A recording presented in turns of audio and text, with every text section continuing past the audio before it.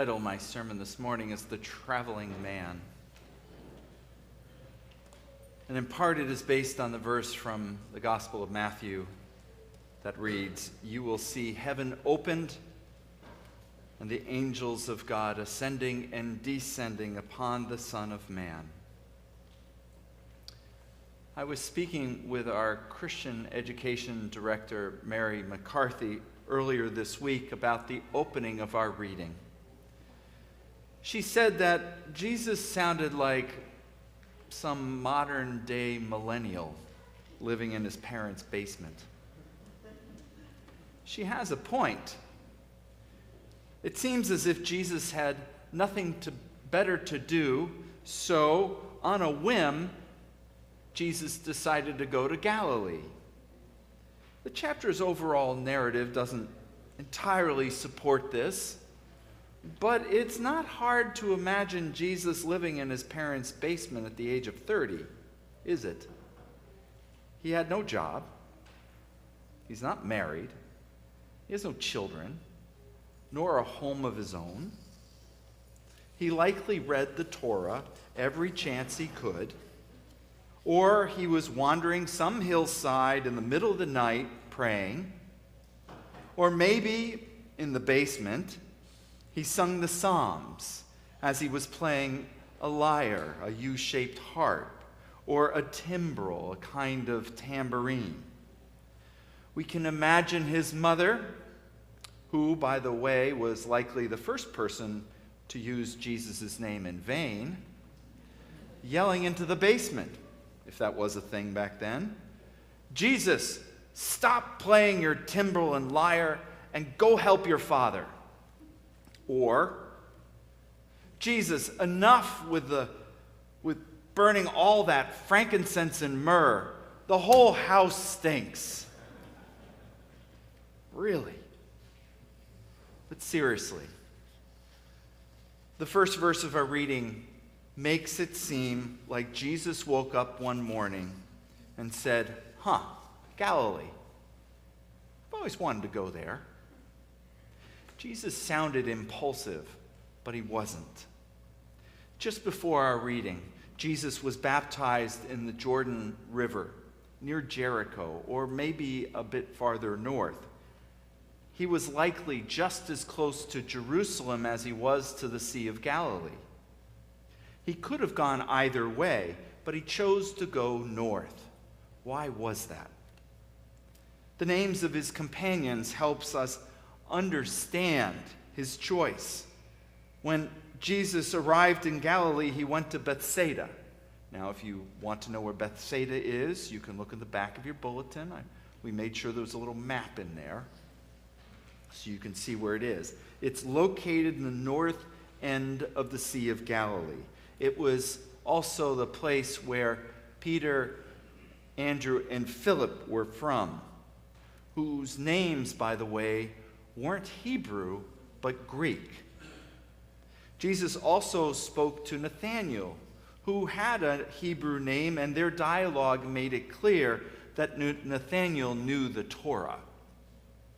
The point is that the men gathering around Jesus were multicultural. They were Jewish, but they were also comfortable in Greek culture.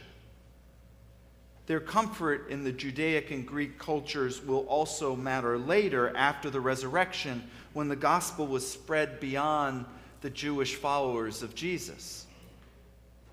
In gathering around him men comfortable in the Jewish and Greek traditions, Jesus wasn't, however, leaving his Jewish heritage or faith. When Nathanael said, "Rabbi, you are the Son of God. You are the King of Israel," Jesus didn't deny it. Why? Because Jesus was seeking to open the door to Jehovah, giving non-Jews access to God. There was more. Jesus said, "Very truly I tell you, you will see heaven opened and angels ascending and descending upon the Son of Man." What does this mean? What does it tell us? First, we must recognize that the you that Jesus said is not singular, but plural. So what started as a private conversation with Nathanael became public.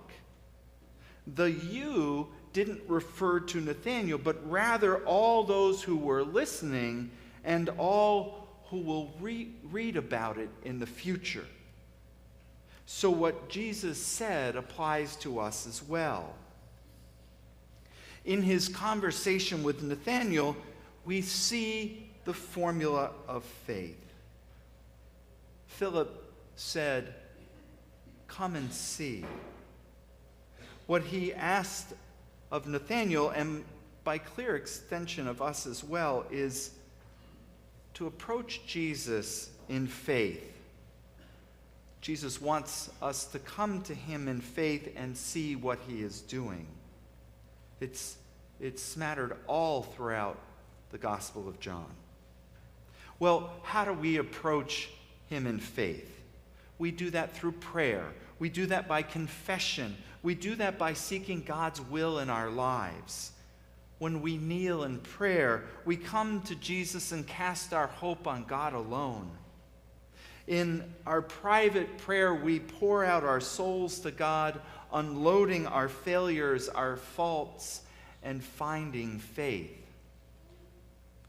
Let me give you specific instructions. Take home today's bulletin or find the link in Friday's e-blast. It's the top piece the top reference in the e-blast. In a quiet place, sit and reread our reading from John. And by the way, I really want you to do this. Imagine yourself as Nathanael. Speak with Jesus.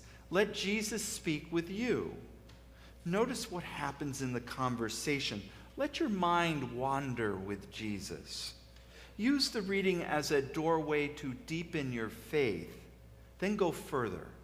Imagine what it is like to see heaven opened and angels ascending and descending upon the Son of Man. When you do that, how do you feel? What do you see? What do you hear? Allow yourself to be absorbed into the narrative. Many passages from the Scriptures are portals that can take us beyond our world. By them, we can travel to God. We become the traveler. In doing so, we can experience God in new and different ways. By it, we can be reconciled. By it, we can be healed.